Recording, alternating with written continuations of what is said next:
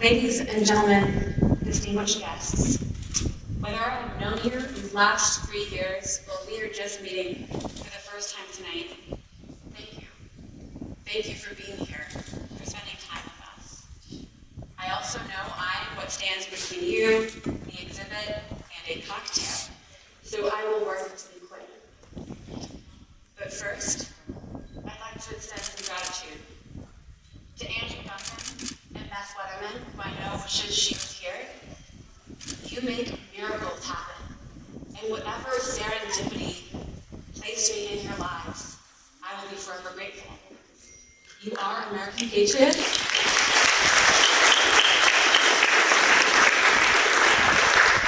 who believe to whom much is given, much is expected, and you give, and you give, and you give.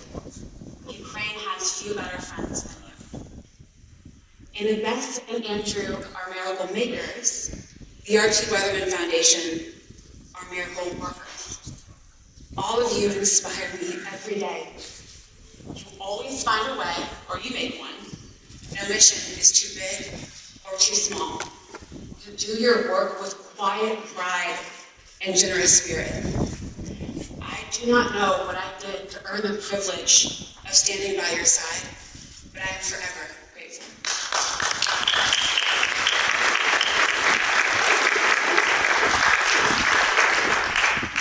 To Yurii, that's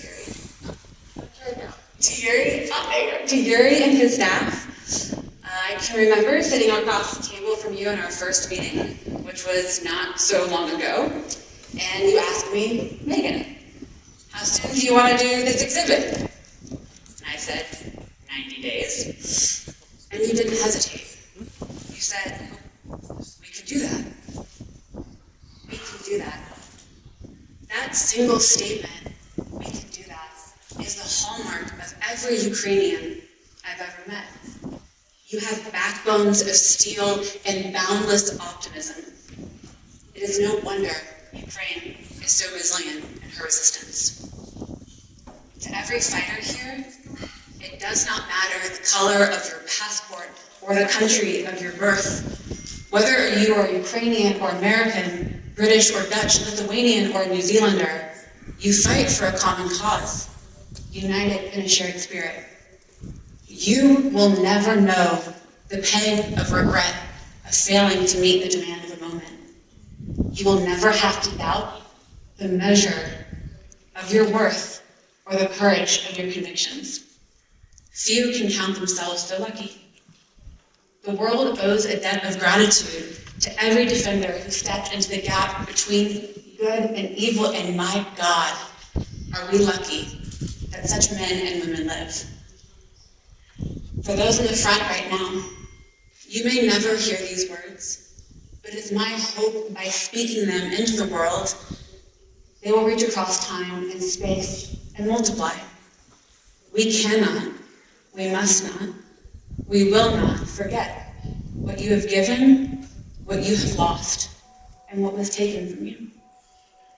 To the families of the fallen, it is you who bear deep scars and know the steep cost. Empty chairs at quiet tables, cold halves of beds, endless missed holidays, and forever lost moments. How do you repay such a debt?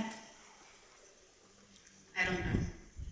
Except to make sure all who gave their lives here are remembered and their legacy is passed down, generation by generation, so that people do not forget the cost of freedom and those who paid it.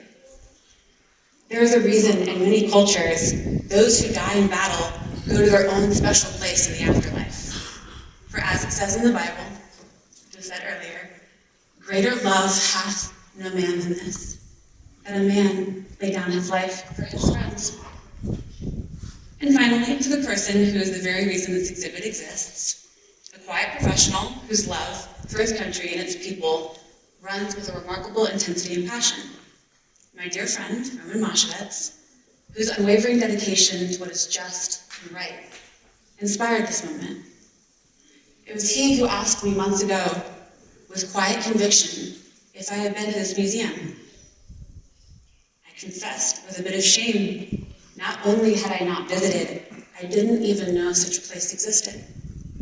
Without hesitation or judgment, he calmly said, "You must go. It is important. You need to see." Those words, simple and profound, hold the weight of someone who understands the value of memory, of history, of honoring sacrifice. So I took his advice, and I came, planning to stay here for 1 hour. And I stayed for 3. And it was after spending time in the recreated bunker that's meant to show people what it was like in the early days of war, where Ukrainian women and children and the elderly huddled together, communing, praying, hoping, and surviving Russia's aggression, that we climbed out of that darkness to the next level. We entered into the hall, where the icon, the descent from the cross, is hung with an embedded Russian mine fragment.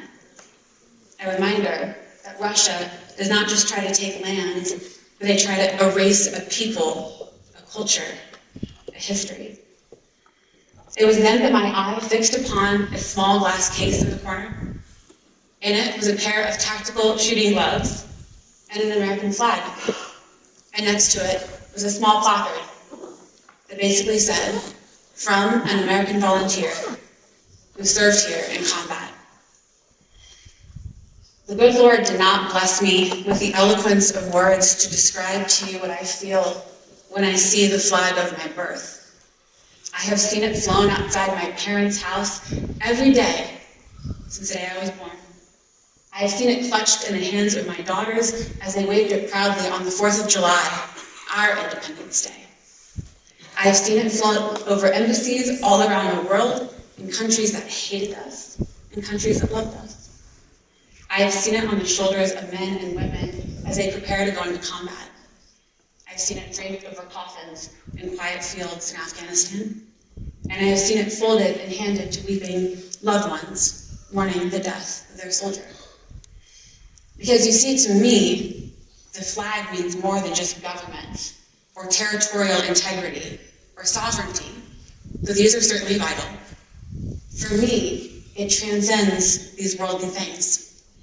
It stands for a higher value: freedom, liberty, fraternity, and brotherhood.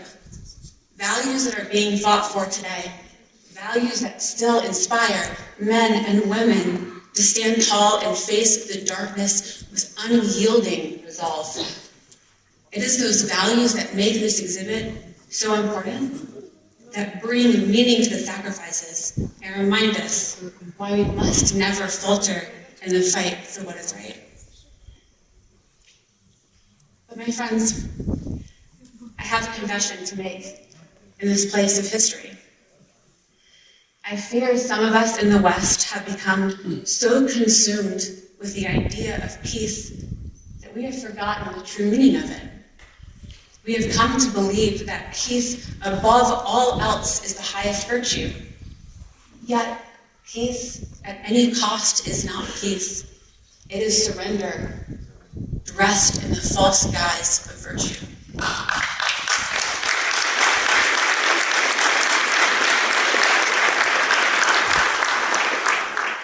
In many of our societies, we have allowed comfort to become our guiding star, and the pursuit of ease our mission. But from this mindset grows the insidious belief that there is nothing worth fighting for, that there's nothing worth dying for. This is just not a misguided thought. It is a dangerous lie. A lie that seduces us into forgetting what truly makes us human. For when we believe that nothing is worth defending, we lose the very essence of what it means to be free. I am a soldier, an old soldier, and we live by a code. We do not fight merely against what stands before us. We fight for what lies behind us, our families, our homes, our faith, our way of life. These are the things worth defending, worth laying down everything for. And we do so not because we are warmongers, but because we understand the greatest sacrifice we can make is to die for what we believe. This belief is deeply rooted in our Western and shared Judeo-Christian values, where the highest calling is sacrifice. Sacrificing for those we love, for the truth we hold dear, for the ideals that transcend this world. Christ himself laid down his life, not for his own comfort, but for the salvation of others, teaching us that, in fact, sacrifice is the highest form of virtue. And this, my friends, this is the nature of a soldier's heart. A heart forged in sacrifice, in devotion, and a deep understanding that life, true life, is only meaningful when it is defended, when it is worthy of being fought for. So I ask you now, each of you here, and all of the people of the free world, to embrace the soldier's heart.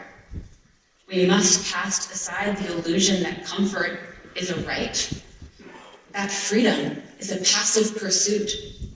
True freedom, true peace, demands courage. It demands sacrifice. It requires an unwavering commitment to the values that define us, not just in moments of ease, but in moments of struggle. The soldier's heart is not one of violence, but one of resolve. It knows that peace is precious only when it is hard-won and fiercely protected. It understands that liberty is fragile, a gift that needs defenders, not spectators. And a soldier's heart is not bound by borders or by flags. It lives in all who are willing to put aside their ease to confront the world's injustices head on, for the good of others, for the good of the future. It is a heart that loves its nation deeply and firstly, but does not serve one nation alone. It gives to the cause of human dignity and the freedom of all. And so as you walk through this exhibit, I ask all of you, like Roman did to me, to see. See beyond the faces, to feel the soldier's heart. See the sacrifice, see the courage, the unwavering devotion to a cause greater than self. Because they are why I have hope and I have faith, and I pray that you do too. For there may be a time in the not so distant future when more than just Ukraine is called upon to stand firm in the gap between good and evil. And when that time comes in the free world, our guiding principle, our rallying cry, must be the same for us as it was for them. And quite simply, it's for freedom. Thank you.